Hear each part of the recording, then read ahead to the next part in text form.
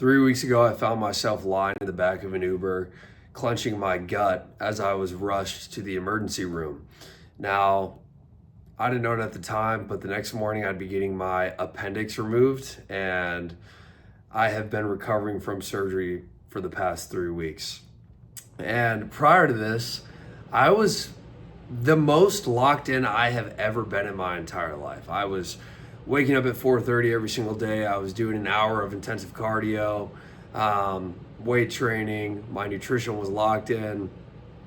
My habits were dialed in. I was building a business. I was studying for my national EMT exam to become a firefighter. And I just felt amazing. And I just got nerfed essentially. And I was trying to figure out why God let this happen is what was going through my mind when I was in the hospital bed. And I was battling with him. I was struggling with God to figure out why he allowed this to happen at this specific time, because there was so much momentum and I was so locked in and everything seemed to be going perfectly. And then I just had this major setback, and I can't walk more than 1,000 steps for 8 weeks, and I can't lift more than 10 pounds for 8 weeks, and I'm supposed to become a firefighter, and I'm stuck in my apartment, and physical exercise is a huge thing for my mental health, and I was just pleading with God to give me some sort of answer. And a few days went by, I was struggling in my apartment by myself, still wondering, still looking for an answer, and it finally hit me. I needed to be humbled. And I had been idolizing my body in the gym over God and putting myself first instead of him first. And I was lacking true faith and conviction in my walk with Christ. And it just dawned on me that, I was prioritizing money first. I was prioritizing my body. I was being prideful in the gym and causing others to lust and lusting myself with my eyes. This surgery may have been my biggest blessing, because without it, I don't think I would have developed the necessary mental toughness to actually become the godly man I desire to become. And I'm in the process of recovering and trying to get, steps in on a day-to-day basis. Even though I can't do much, I have these little tiny incisions where my appendix was removed, and any sort of core activation is pretty damn painful. But it's teaching me patience. It's teaching me gratitude. It's teaching me delayed gratification.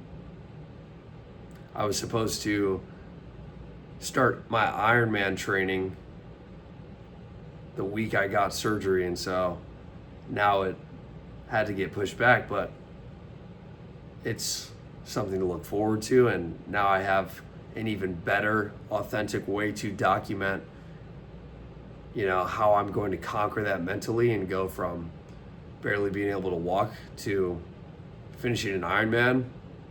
Most importantly, it's teaching me faith in God's word and God's plan for me, and gratitude in what I still can do. Like, I can still read, I can still work, I can still learn, I can still talk to family, I can still spend time with the Lord. Like, there are so many things that I can still do that, many people can't do. And so it's really humbled me, and I've had an ego death. Like, this surgery took away my pride completely. Like, now I understand what it's like to not be able to do the things that I love doing. And I don't think I would be able to be the person I'm trying to become without this setback. And I was thinking a little bit more about this, and oftentimes we're so quick to focus on all the things that are going wrong in our lives and all the negatives. And when good things happen, they slip by like that because we're so focused on what's not going our way. But I've been using this little frame that I learned, and instead of asking, why is this happening to me whenever something bad happens to me, I've been asking myself, how is this happening for me? And what that's allowed me to do is reframe every negative situation and see all the benefits that I will have because of this specific event. Just like I shared with my surgery just now. And I think it's crucial to stay in that state of gratitude and truly be content with everything that happens, the good, the bad, and the ugly, because everything does happen for you at the end of the day if you let it. And when you look at the glass half empty, it's so easy to let that turn into, a bad day, a bad month, a bad year, instead of finding joy in the trials. Like James chapter 1, verses 2-4.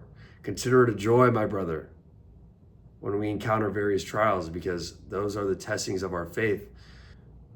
And it's just a blessing to be able to experience this setback and truly feel limited in my daily capabilities, because I needed to learn how to deal with tough things mentally and delayed gratification and patience. And I needed to be able to overcome adversity without using the gym as an outlet. See, for such a long time, when things would not go my way and I would struggle mentally, I would use the gym instead of giving it to God. And now I can't use the gym, and that was my only outlet before. And it should have been God the whole time. And I'm realizing that all I needed was God. And He's showing me that I'm going to come back stronger and do greater things. And this is going to be my turning point. And I don't think I was living in true authenticity before this surgery. Like, truly, I think I was living in so much pride and self-idolization that it needed to happen. And I needed to build up this mental toughness and this grit and this faith and this perseverance and this gratitude. And